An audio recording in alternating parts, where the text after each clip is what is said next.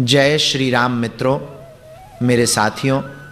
मित्रों, आज का प्रसंग बहुत ही ज्ञानवर्धक है, इसलिए कहानी को अंतिम तक सुनिए। मित्रों, एक नगर में भूख, प्यास, नींद एवं आशा 4 बहनें थीं। एक बार चारों बहनों में लड़ाई हो गई। भूख कहती कि मैं बड़ी हूँ, प्यास कहती मैं बड़ी हूँ, नींद कहती कि मैं बड़ी हूँ और आशा कहती कि मैं बड़ी हूँ। चारों इस विवाद को लेकर राजा के पास पहुंची। एक ने कहा कि मैं बड़ी हूँ और दूसरी ने कहा कि मैं बड़ी हूँ, तीसरी ने कहा कि मैं बड़ी हूं और इसी तरह चौथी ने भी कहा कि मैं बड़ी हूं। राजा ये सुनकर सबसे पहले भूख से कहा कि हे भूख, तुम बताओ तुम कैसे बड़ी हो। तो भूख ने कहा मैं इसलिए बड़ी हूं क्योंकि मेरे ही कारण घर में चूल्हे जलते हैं, अच्छे अच्छे पकवान बनते हैं और जब थाली सजा कर दी जाती है तब मैं खाती हूं, इसलिए मैं सबसे बड़ी हूं। यह सुनकर राजा ने अपने सैनिकों को आदेश दिया कि जाओ और राज्य के प्रत्येक कोने कोने तक ये घोषणा कर दो कि आज से किसी के घर में भोजन नहीं बनेगा। फिर देखते हैं, जब भूख को भूख लगेगी तो वह क्या करेगी। पूरा दिन बीत गया, पूरी रात बीत गई, जब सुबह हुई तो भूख को भूख सताने लगी, तो वो इधर उधर भोजन का तलाश करने लगी। जब उसे कुछ नहीं मिला तब वो भूख के कारण घर में पजी बासी रोटियों को खाने लगी। प्यास ये सब देख रही थी, वो तुरंत राजा के पास गई और बोली, हे राजन, भूख हार गई, वो घर में पजी बासी रोटियों को खा रही है, देखी मैं सबसे बड़ी हूं। राजा ने कहा तुम बताओ तुम कैसे बड़ी हो। प्यास ने कहा मैं बड़ी हूं क्योंकि मेरे ही कारण लोग कुआं खुदवाते हैं, तालाब बनवाते हैं एवं बर्तनों में पानी का संचय भी करते हैं, और जब किसी पात्र में भरकर मुझे पानी देते हैं तभी मैं पीती हूं, इसीलिए मैं बड़ी हूं। यह सुनकर राजा ने अपने सैनिकों को आदेश दिया कि जाओ पूरे राज्य में घोषणा कर दो कि कोई भी कुएं न खुदवाए, कोई भी बर्तनों में पानी न भरे, सभी तालाबों और कुओं में कड़ी पहरा लगा दो। देखते हैं जब प्यास को प्यास लगेगी तो वह क्या करेगी। पूरा दिन बीत गया, एक रात भी बीत गई। जब दूसरे दिन प्यास को प्यास सताने लगी तब वो इधर उधर भटकने लगी। उसे जब कहीं भी पानी पीने को नहीं मिला तो वह मजबूर होकर गड्ढे का पानी पीने लगी।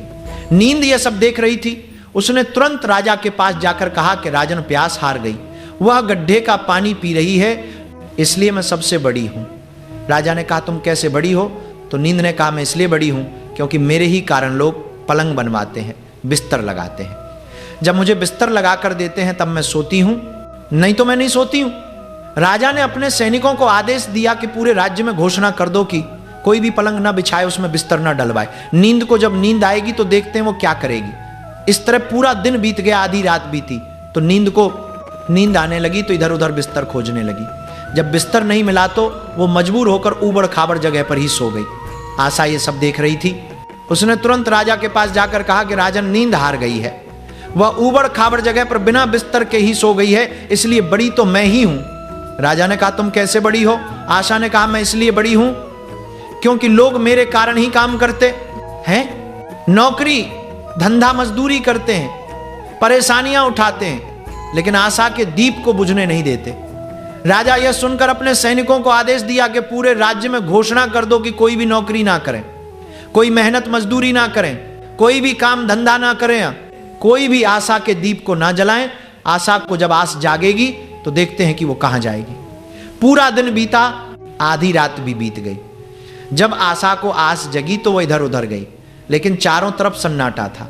सिर्फ एक कुम्हार टिमटिमाते दीपक के प्रकाश में काम कर रहा था। वहां जाकर टिक गई, वही कुम्हार के पास बैठ गई और कुम्हार की दृढ़ आशा और दृढ़ विश्वास के कारण कुम्हार ने देखा कि उसका सोने का दीपक, सोने की बाती और सोने का महल बन गया। यह उसकी दृढ़ आशा और विश्वास के कारण हुआ। उन्होंने अकेले तप कर मेहनत की और सफलता प्राप्त की। दोस्तों, जिस प्रकार कुम्हार की आशा पूरी हुई, उसी प्रकार आप भी कभी आशा और विश्वास मत छोड़िए, आखिरी दम तक कोशिश कीजिए। जैसे परम पूज्य श्री प्रेमानंद जी महाराज जब भगवान की प्राप्ति के लिए घर से निकले तब उनके अपने भगवत प्राप्ति के मार्ग में कई रुकावट आए, कई संकट आए, दुख आए, कई दिन भूखे रहने पड़ा। भूख के कारण रेत की बालू भी खाना पड़ा, भारी ठंड में स्वेटर भी नहीं होते थे, भारी अपमान और तिरस्कार सहना पड़ा, और सिर्फ 1, 2 या 3 घंटे बस सोते थे और निरंतर भगवान का नाम जप करते थे। और इसके बाद किडनी की भयंकर कष्टमय दुख को सहना पड़ा। उनका कोई साथी नहीं था, कोई सहयोगी नहीं था जो उनको बीमारी में खाना बना के खिलाता, उनके लिए दवाई लाता। उनका घर भी नहीं था, उनको बाहर सोना पड़ता था। लेकिन उन्होंने, प्रेमानंद जी महाराज ने इतने भारी कष्ट और दुख के बावजूद भी भगवत प्राप्ति का लक्ष्य, आशा और मार्ग नहीं छोड़ा। तो इससे सिद्ध होता है कि सफलता, लक्ष्य की प्राप्ति उसी को होती है जो सुख दुख की परवाह नहीं करता और कभी अपनी दृढ़ आशा को नहीं छोड़ता। तो ऐसे लोगों को ही दुनिया प्रणाम करती है। जो जितना अधिक तपता है, मेहनत करता है, वह उतना ही अधिक चमकता है। और देखिए, आज स्वयं राधा रानी, कृष्ण जी, गुरुदेव की कृपा सब प्रेमानंद जी के साथ है। और राधा रानी के बल पर ही प्रेमानंद जी आज तक जीवित है। उनकी दोनों किडनी खराब है फिर भी। और साक्षात प्रेमानंद जी महाराज स्वयं राधा रानी की भक्ति में डूबकर स्वयं राधा स्वरूप हो गए। और आज लाखों करोड़ लोगों को राधा नाम जपने को कहते हैं। और राधा नाम जप से आज लोग शराब, नशा, बुरी आदतें, व्यभिचार, गंदी बातें छोड़कर राधा रानी की भक्ति में लग गए हैं। और लोगों को राधा नाम जप से आनंद, शांति और सुख की प्राप्ति भी हो रही है। क्योंकि तुलसीदास जी ने रामचरितमानस में कहा है कि बारी मथे घृत होई बरू, सिकताते बरू तेल, बिनु हरि भजन न भवतरे, यह सिद्धांत अपेल। इसका अर्थ यह है कि जल को मथने से भले ही घी उत्पन्न हो जाए और बालू को पेरने से भले ही तेल निकल आवे, परंतु श्री हरि के भजन बिना संसार रूपी भव समुद्र से नहीं तरा जा सकता। यह सिद्धांत अटल है। इसलिए बिना भगवान के भजन के स्वप्न में भी सुख की प्राप्ति नहीं हो सकती। इसलिए कहा है कि सुखी तो केवल राम का दास, राधा रानी का दास, भगवान का दास है। बाकी सब केवल संसार में दुख ही झेल रहे। अतः आप नाम जप कीजिए, भजन भक्ति कीजिए, तभी सुखी रहेंगे। और सूर्य की तरह चमकना है तो सूर्य की तरह तपना और जलना पड़ेगा।